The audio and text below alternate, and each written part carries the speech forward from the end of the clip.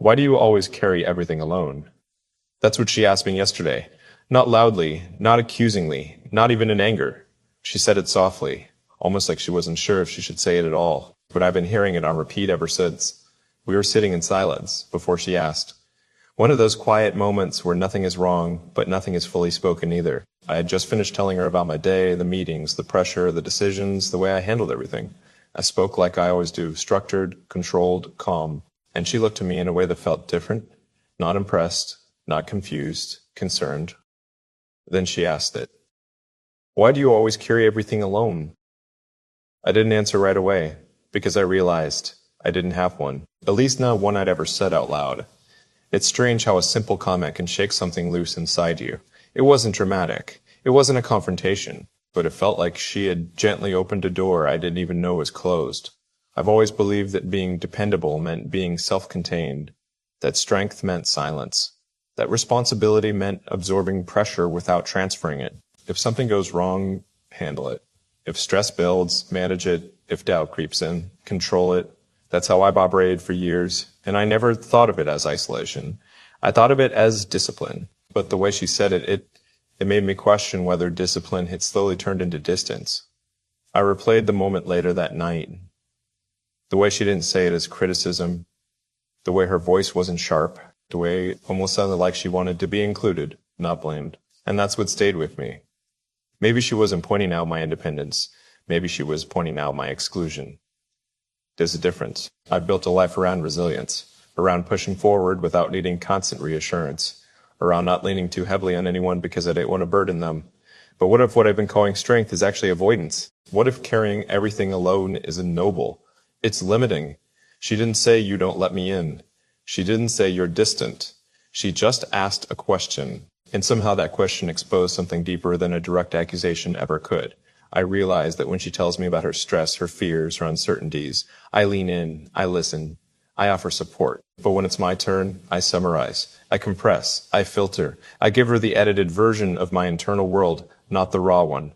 Because I've convinced myself that letting someone see the weight in real time is weakness. But maybe it's intimacy. There's something humbling about realizing you've been unintentionally blocking connection while believing you were protecting it. I never meant to shut her out. I just never practiced letting someone carry part of the weight. And I think she noticed that before I did. The comment wasn't loud, but it was precise, and precision lingers. It made me think about how often I say, I'm fine when I'm overloaded. How often I smile through pressure. How often I fix things quietly instead of saying, this is heavier than I expected. Because somewhere along the way, I equated vulnerability with instability. And that belief built walls I didn't notice forming. Her question didn't make me defensive. It made me reflective. Why do I carry everything alone? Maybe because I learned early that relying on others can be unpredictable. Maybe because I pride myself on being steady. Maybe because I don't want to appear fragile. But what if steadiness doesn't require silence? What if strength and openness can exist together? I've always said I want partnership, that I don't want to build life alone, that I want someone beside me, not behind me. But partnership requires participation, not just in victories, in pressure too. And if I never let her see the pressure fully, I'm not actually sharing the journey. I'm just presenting results. There's something about being seen in your incomplete moments that feels risky, because control disappears. And control is comfortable, but love isn't built on control. It's built on trust. And trust requires transparency. She didn't demand it. She didn't pressure me. She just asked a question that made me realize I've been operating like I'm still alone, even when I'm not. And maybe that's what's echoing the most. Not the words, but the truth behind them. I don't want to be the man who handles everything flawlessly but feels emotionally distant. I don't want to build something strong externally while unintentionally creating space internally. I want her to feel included, not impressed. Included. And inclusion means letting her see the unfiltered version sometimes. It means saying, this is hard, without packaging it into a polished story. It means admitting when I'm unsure instead of only presenting confidence. It means allowing partnership to actually function. Her comment wasn't an attack. It was an invitation. An invitation to open the door I didn't realize I'd locked. And that's why it's still echoing. Because sometimes the most powerful moments aren't the loud ones. They're the soft questions that reveal how much deeper love can go, if you're willing to let it. Yesterday, she asked why I carry everything alone. Today, I'm asking myself the same thing. And for the first time, I'm not sure I want to anymore. The comment she asked me yesterday still echoes in my head. Why do you always carry everything alone? I thought sleeping on it would quiet it. It didn't. If anything, the silence of the night made it louder. Because when there's no distraction, no conversation, no notifications, no work to focus on, the truth is space to breathe, and that question has been breathing in me ever since. I started noticing things I never paid attention to before. The way I sit a little straighter when I talk about problems, as if posture equals control. The way I instinctively say, it's handled, instead of it's heavy. The way I pause before sharing something difficult. Not to find the right words, but to decide how much I'm willing to reveal. And that's when I realized something uncomfortable. I don't just carry things alone. I curate what I share. I become good at packaging my struggles in a way that feels manageable to others. I trim the edges. I remove the uncertainty. I present the conclusion instead of the confusion. She sees the outcome. She barely sees the process. And maybe that's what she was gently pointing at. It's strange because I've always thought I was being considerate. I told myself I was protecting her from unnecessary stress. I didn't want to dump unfinished worries onto her. I didn't want to seem unstable. I didn't want to bring half-formed doubts into a space that felt peaceful. But maybe what I call protection feels like distance to her. Maybe when I withhold the messy middle, she doesn't feel spared. She feels excluded. And exclusion in love feels a lot like isolation. I started replaying past conversations in my head, the times she asked, "Are you sure you're okay?" And I smiled too quickly. The moments she reached for more detail and I changed the subject. The nights she offered support and I brushed it off with, "It's nothing." Was it really nothing? Or was it something I simply didn't know how to share? There's a vulnerability in admitting that you don't have everything figured out, especially when you built your identity around being reliable, around being the one who handles things, around being stable. I've always been proud of that, being the calm one, being the problem solver, being the steady presence. But what if I misunderstood what steadiness actually means? Maybe steadiness isn't about absorbing everything silently. Maybe it's about trusting someone enough to say, "I need you in this too." I realized something else. Carrying everything alone creates an illusion of strength. But it also creates emotional isolation. And isolation, even if self-imposed, builds walls. I don't want walls between us. I want depth. But depth requires exposure. It requires letting someone see the parts of you that aren't fully formed yet, the fears that don't have solutions, the doubts that don't have answers, the stress that doesn't have a plan, and that terrifies me more than I expected, because when I'm alone with a problem, I control the narrative. I decide when it's solved, I decide how it's framed, I decide how it looks. But when I invite someone in before it's resolved, I surrender control. I let them witness me mid-process, and that feels raw. Yesterday, after she asked the question, I shrugged it off in the moment. I said something like, "I've just always been this way," and she nodded. But her eyes didn't look convinced. They looked patient, like she wasn't trying to win an argument. She was waiting for me to catch up to myself.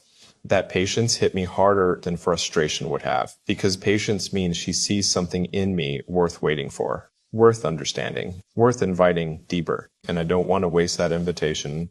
I thought about what it would look like to actually answer her honestly, not defensively, not casually, honestly. Because I'm afraid if I don't handle it alone, I won't feel in control. Because I learned that depending too much on people can backfire. Because I don't want you to see me uncertain. Because I don't know how to let someone share the weight without feeling like I'm failing. Those are the real answers. But saying them out loud would mean admitting something about myself I avoided, that my strength might be partially built on fear, not fear of her, fear of vulnerability, fear of losing the image of being capable. But relationships aren't sustained by image.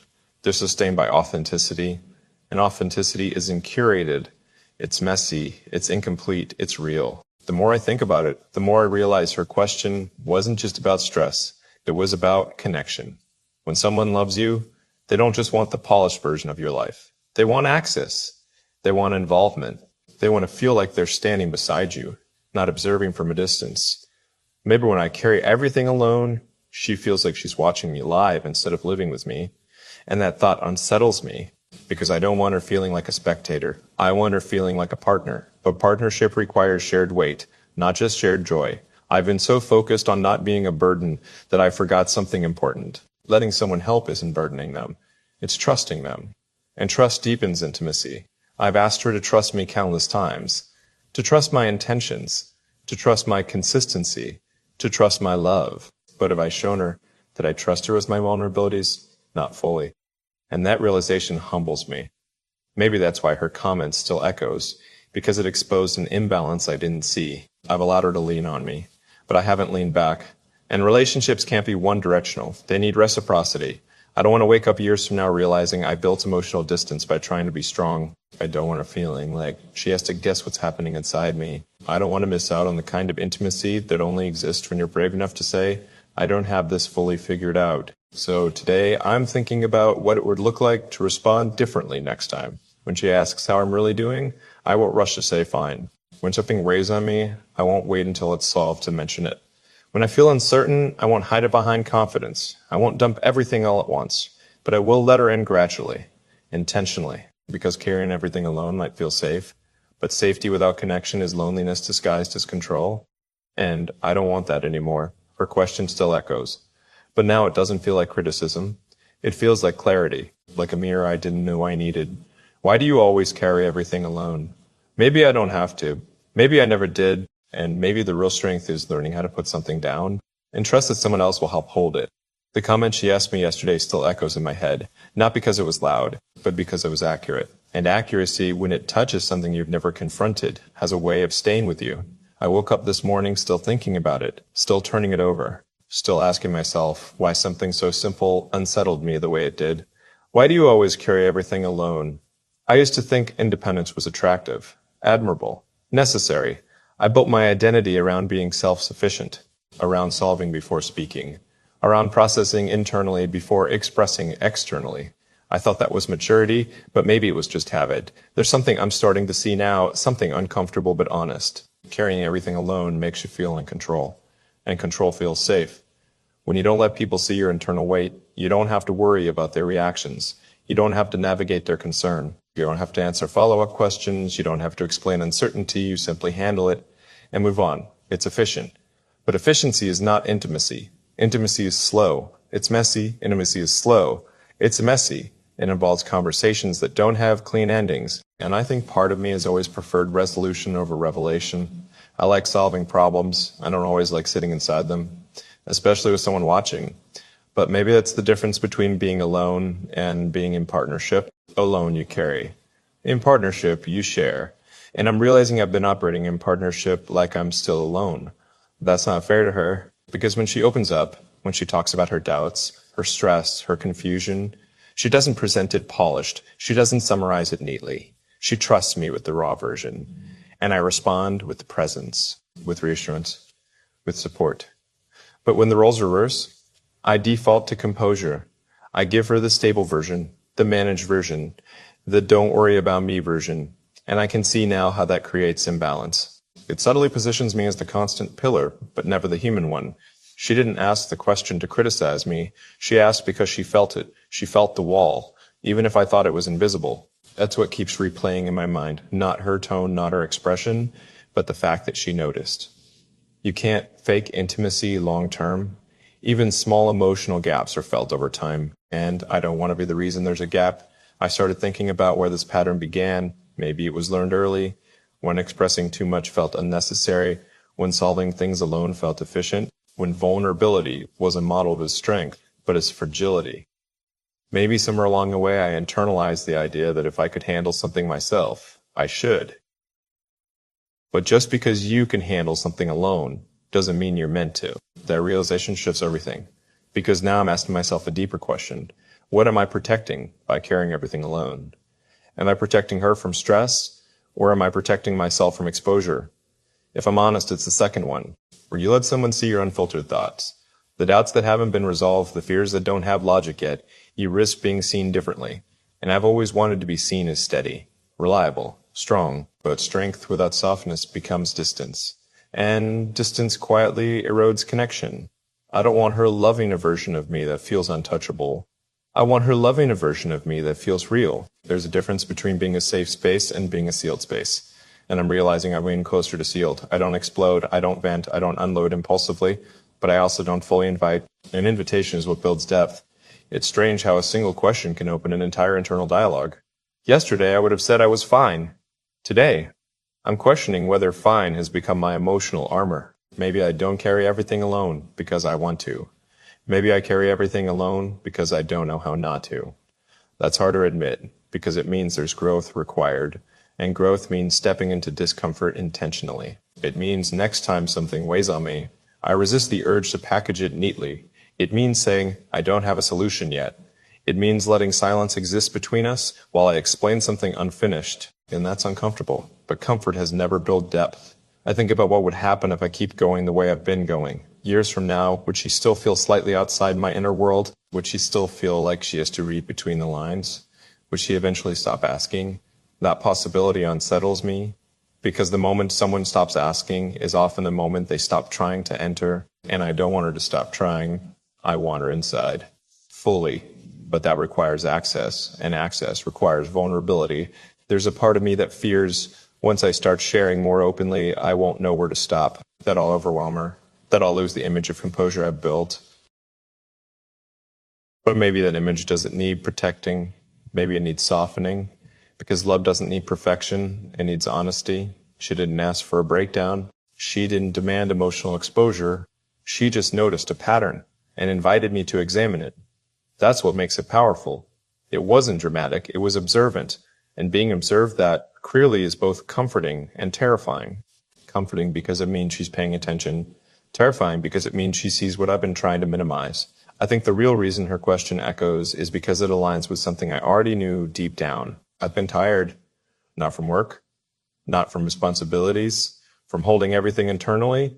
And holding everything internally. And holding everything internally is exhausting. Maybe I've mistaken endurance for resilience. Endurance is silent. Resilience adapts. And adapting here means learning to share the load, not because I can't carry it, but because I don't have to. There's strength in independence. But there's greater strength in interdependence, in knowing when to say, can you sit with me in this? I don't want to build a life where I'm admired for composure but distant in connection. I want to build a life where I'm known fully, even in uncertainty, even in doubt, even in moments where I don't have solutions yet. So the next time she asks how I am, and I know something is heavier than I'm letting on, I'm going to pause before defaulting to, I'm good. I'm going to consider what it would mean to say, it's been a lot. Simple, honest, open. Because maybe the opposite of carrying everything alone isn't collapsing. Maybe it's trusting someone enough to share the weight. Her comment still echoes. But it's not echoing as criticism anymore. It's echoing as direction, as an invitation. As a reminder that partnership isn't about being impressive, it's about being accessible. And maybe I'm finally ready to be accessible. Not perfectly, but intentionally, because I don't want to carry everything alone anymore. Not when I don't have to. The comment she asked me yesterday still echoes in my head, not like noise, more like a rhythm. It keeps returning in quiet moments. When I'm driving, when I'm brushing my teeth, when I'm staring at my phone but not really reading anything. Why do you always carry everything alone? The first few times it echoed, it felt uncomfortable, like it was exposing something I hadn't prepared to confront. Now it feels different. Now it feels like a turning point, because the more I sit with it, the more I realize something I didn't see before. Carrying everything alone has shaped not just how I handle stress, but how I experience love. When you're used to self-containment, you start believing that love should adapt around you, that your role is to be the steady one, the dependable one, the one who absorbs. And her role is to lean, to be supported, to be reassured, to be held. But real partnership isn't structured like that. It's fluid. It moves. Sometimes you lead. Sometimes you lead. Sometimes you speak. Sometimes you speak. Sometimes you listen. And I've been locked into one side of that rhythm. I've been the one who holds. But I haven't practiced being held. And maybe that's what she feels. Maybe when she asked that question, she wasn't pointing at my stress levels. She was pointing at the imbalance, at the fact that I've unconsciously positioned myself as the emotional anchor, but never allowed myself to be the one who drifts for a moment. Because drifting feels dangerous. Drifting feels like losing control. And I've always equated control with safety. But there's another layer I'm starting to see. When you carry everything alone, you don't just protect yourself. You rob the other person of participation. And participation is what creates depth. If she only ever sees me stable, she never gets to see the human side of my strength. If she only ever hears solutions, she never hears the questions I wrestle with. If she only ever experiences my composure, she never experiences my vulnerability.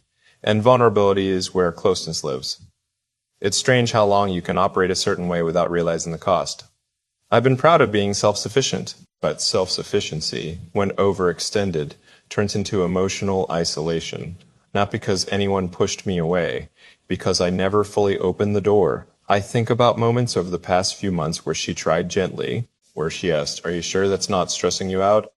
Or, "You don't have to handle everything by yourself." Or, "You can tell me if something feels heavy." And I responded the same way every time. I've got it. It sounds responsible, but it also sounds final, like there's no room for her in the sentence.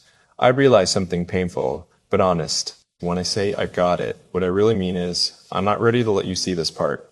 And maybe that's what she feels. Not that I'm strong, but that I'm insexible. And I don't want to be inaccessible. I want to be understood. But understanding requires transparency. There's another fear beneath all of this that I've been reluctant to name. If I start letting her see the weight I carry, what if she sees me differently? What if her image of me shifts? What if the version of me she trusts as steady feels less solid? That fear is subtle, but it's there. And I think that's the real reason I carry things alone. It's not because I think she can't handle it. It's because I'm afraid of being perceived differently. But here's what I'm starting to understand. If someone loves you, seeing your vulnerability doesn't reduce respect. It deepens connection. Strength isn't erased by honesty. It's humanized by it. And maybe I've confused humanizing myself with weakening myself. I've built my identity around being dependable. But dependability doesn't require emotional silence. In fact, emotional silence slowly erodes connection. Because even if you're physically present, you're not fully there. You're present in performance, not in openness. I don't want her feeling like she's in a relationship with a composed version of me. I want her in a relationship with the whole version, the confident one, the uncertain one, the strong one, the one who doesn't always know what the next step is. Because that's real, and real is what lasts. Yesterday, after a question lingered in my mind all day, I imagined what it would feel like to answer differently next time. To say, because I don't know how to share the weight yet. To say, because I'm scared of looking weak. To say, because I've never practiced leaning. That kind of honesty feels risky, but it also feels relieving. Like exhaling after holding your breath too long. There's a part of me that's tired of holding everything alone. Tired of managing internally. Tired of pretending that control equals peace. Because control isn't peace. Control isn't peace. Connection is. And connection only grows where vulnerability is allowed. Her question didn't demand anything. It didn't accuse. It didn't shame. It invited. And invitations are gentle, but they require a response. I don't want to ignore it. I don't want to let the echo fade without change. Because if I do, I'll continue building something slightly incomplete. Strong, but slightly distant. And distance doesn't happen overnight. It accumulates. Through small withheld conversations, through repeated "I'm fine," through constant "I got it." I don't want years of that. I want depth. I want the kind of love where we both feel seen. Fully. I think about the future sometimes. About what partnership truly means. It means shared joy, but it also means shared strain, shared uncertainty, shared weight. And I can't expect her to feel fully connected if I only ever let her share the highlights. That's not partnership. That's presentation. And I don't want to present. I want to participate, so maybe the next step isn't dramatic. Maybe it's small. The next time something feels heavy, instead of waiting until it's solved, I let her know it's in progress. The next time she asks how I'm really doing, I don't default to good. I pause. I choose honesty over polish. Not dumping, not overwhelming, just real. Because real builds trust. And trust builds intimacy. And intimacy builds longevity. Her question still echoes. But now it feels less like a challenge and more like a doorway. A doorway into a different kind of strength. The kind where I don't have to prove composure. The kind where I can say, this part is hard, and not feel diminished. The kind where I don't carry everything alone, not because I can't, but because I don't want to anymore. Maybe that's the shift. Maybe maturity isn't about being the one who handles everything silently. Maybe it's about knowing when to put something down, and let someone who loves you help hold it. And maybe that's what she's been asking for all along. Not perfection, not dominance, not control, just access. And I think I'm finally ready to open that door. The comment she asked me yesterday still echoes in my head, not because it hurt, not because it offended me, but because it revealed me. And being revealed without being attacked is a different kind of vulnerability. It forces you to look at yourself without the shield of defensiveness. It forces you to sit with truth. I spent the last few days thinking about how many times in my life I've defaulted to, I'll handle it, how automatic it is, how natural it feels, how deeply wired that response has become. It's almost instinctual now. Pressure appears, I absorb it. Problem arises, I manage it. Emotion surfaces, I regulate it internally. No announcement, no discussion, no shared weight, just quiet control. And the thing is, I've been proud of that. Proud of being composed, proud of being low drama, proud of being the kind of man who doesn't unravel publicly. But now I'm asking myself something I never considered before. Who decided that composure and connection couldn't coexist? Because the way I've been living suggests I believe they couldn't. It's almost like I've been operating under an invisible rule. If you're strong, you don't need help. But that rule has a flaw. Strength isn't measured by isolation, and help isn't a sign of weakness. If anything, inviting someone into your unfinished emotions requires more courage than handling them alone. The more I think about it, the more I realize I didn't learn this pattern in one moment. It accumulated. Maybe from watching older figures in my life who never talked about what they were carrying. Maybe from internalizing that expressing stress makes others worry. Maybe from wanting to be the dependable one at all costs. Somewhere along the way, I equated emotional self-containment with maturity. But maturity isn't emotional suppression. It's emotional integration. It's knowing when to handle something privately. And knowing when to say, can you sit with me in this? And I've leaned almost exclusively toward the first. What's unsettling is realizing that I've unintentionally trained her to expect distance from me during difficult moments. Not because she's incapable, not because she's unreliable, but because I've never demonstrated that I need her in those spaces. And when someone you love feels unnecessary in your struggle, it creates a subtle ache. A quiet sense of exclusion. I think that's what she felt. Not frustration, not disappointment, just a quiet wondering. Why don't you let me in? And that question has layers, because letting someone in isn't just about talking more. It's about shifting identity. It's about no longer seeing yourself as the one who always carries. It's about becoming comfortable being supported, and support feels unfamiliar to me in certain ways. It feels almost undeserved, which is strange to admit, because I offer support freely. But receiving it feels different. Receiving it feels like surrendering control, and control has always been my anchor. Control makes life predictable. Control makes me feel stable. Control prevents chaos. But love doesn't thrive on control. It thrives on trust. And trust means saying, I trust you to see me when I'm not polished.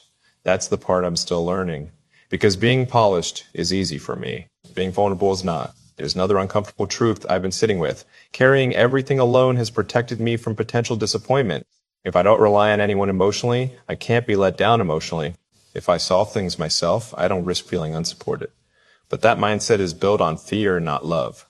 And fear-based patterns quietly limit depth. She's never given me a reason to believe she wouldn't hold space for me. But my habits were formed long before her. And habits don't disappear just because someone new enters your life. They need to be examined, dismantled, rebuilt. That's what this comment is pushing me toward. Rebuilt. That's what this comment is pushing me toward. Rebuilding how I show up emotionally, rebuilding how I define strength, rebuilding how I understand partnership, because partnership isn't about roles. It's about rhythm. Sometimes I carry, sometimes she carries, sometimes we both feel heavy, and that's okay. But if I refuse to ever place weight in her hands, I deny her the chance to stand with me, and standing together is the entire point. I've started imagining what it would look like if I actually answered her fully, not casually, not vaguely, fully, because I'm scared of needing you, because I don't want you to see me unsure, because I've always felt safer managing alone. That level of honesty would shift something, it would create space, but it would also create exposure, and exposure is uncomfortable, but discomfort is where growth happens. I think what surprises me most is realizing how lonely self-reliance can become when it's extreme. You convince yourself you're capable, but you also quietly isolate yourself from shared experience, and shared experience is what builds intimacy. I don't want to wake up one day realizing I built emotional walls in the name of resilience. I don't want her feeling like she's close to me, but never fully inside my world. I don't want to be admired for composure, but misunderstood in vulnerability. I want to be known, and being known requires risk. The risk of looking unsure, the risk of saying, I don't know, the risk of asking for reassurance, the risk of pausing instead of presenting a solution. Those risks feel small when written out, but they feel significant internally, because they require me to let go of an identity I've held tightly, the identity of being unshakable. But maybe unshakable isn't the goal. Maybe accessible is. Maybe relationally open is. Maybe emotionally present is. I think about something else too. What message am I sending if I never let her support me? Am I unintentionally communicating that her strength is only needed in certain ways? That she's there to receive but not to carry? That doesn't align with how I see her. She's strong. She's thoughtful. She's capable. And if I truly respect her, I should trust her with more of me. Not just the curated version, the real one. There's something deeply intimate about letting someone see your internal storms, not just your sunny days. And I want that kind of intimacy.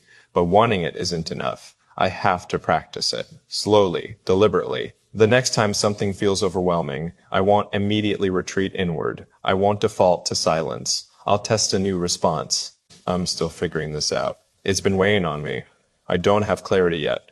Those statements don't dismantle my strength, they expand it. Because strength isn't about appearing unbothered, it's about being honest and still standing. Her comment is still echoing. But it's no longer just a question, it's a mirror, and I'm grateful for it. Because not everyone gets someone who notices subtle emotional patterns. Not everyone gets someone patient enough to ask gently instead of accuse loudly. She didn't confront me, she invited me. And invitations are rare. I don't want to ignore it. I don't want to brush it off. I don't want to respond with surface level change. I want to actually shift. Because carrying everything alone might have protected me once.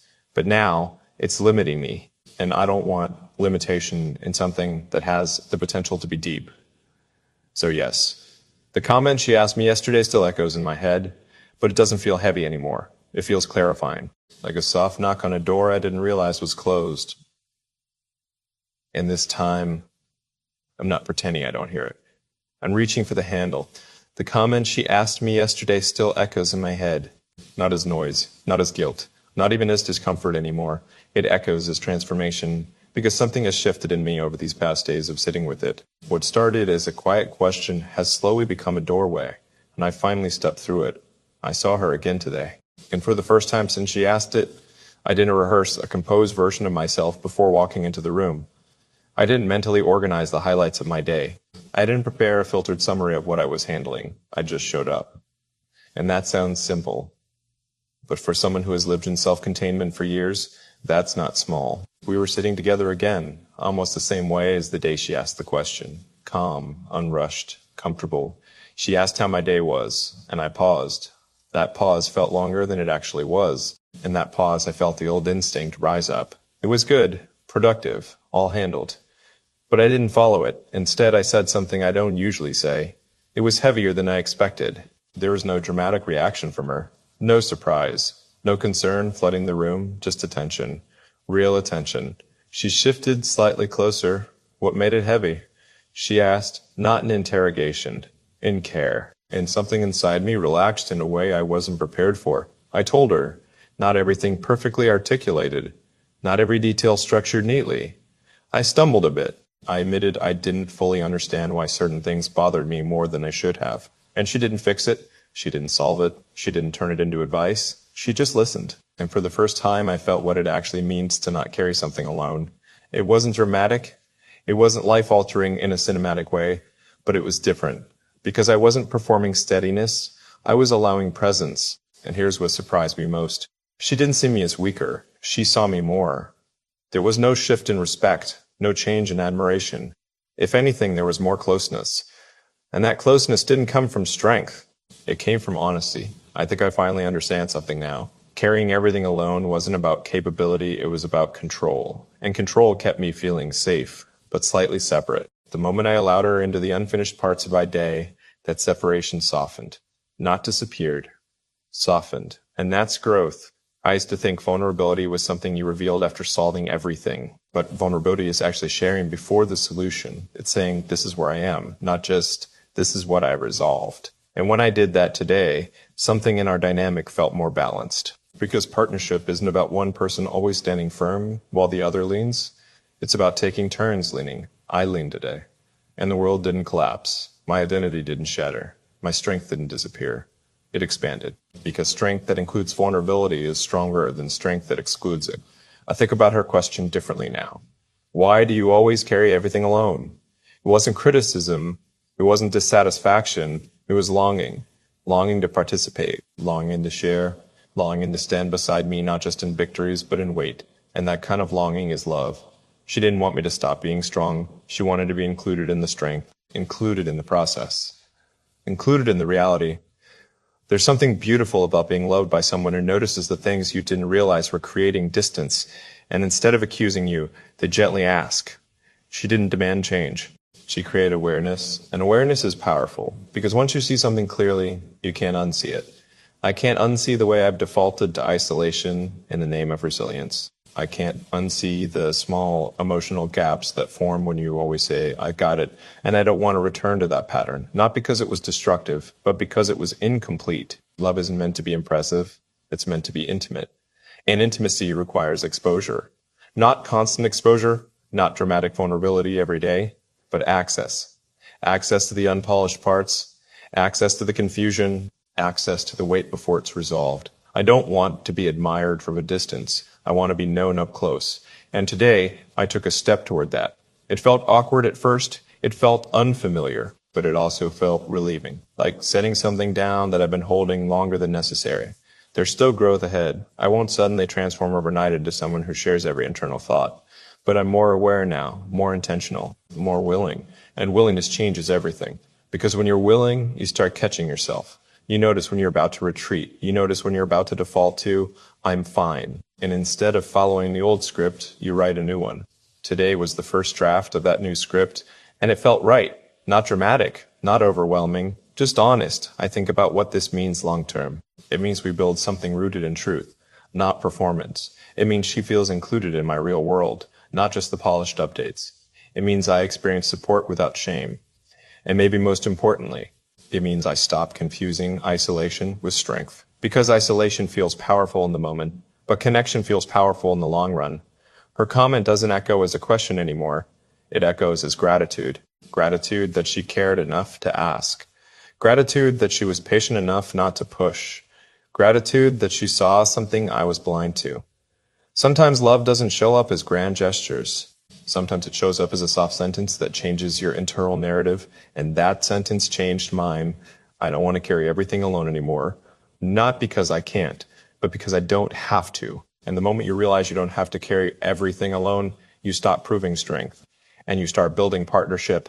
That's the shift. That's the echo. And this time, it's not heavy. It's freeing.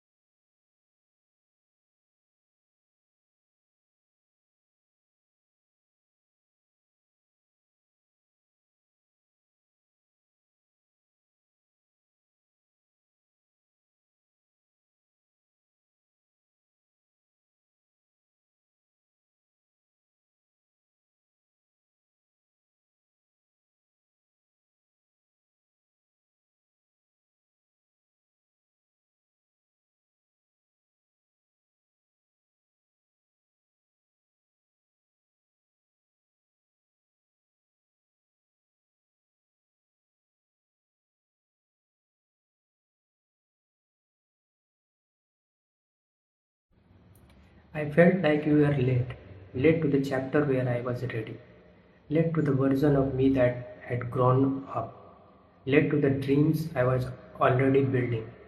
But time has a way of humbling perspective, because what I didn't understand then was that readiness isn't one sided.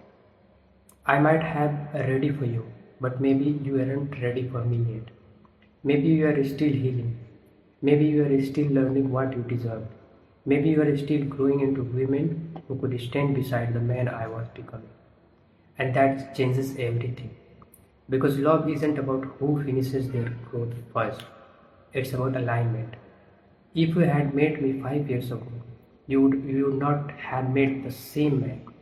You would have met someone ambitious but impatient, driven but emotionally guarded, confident but not fully self aware. And maybe if I had met you back then, I would not have known how to value you properly.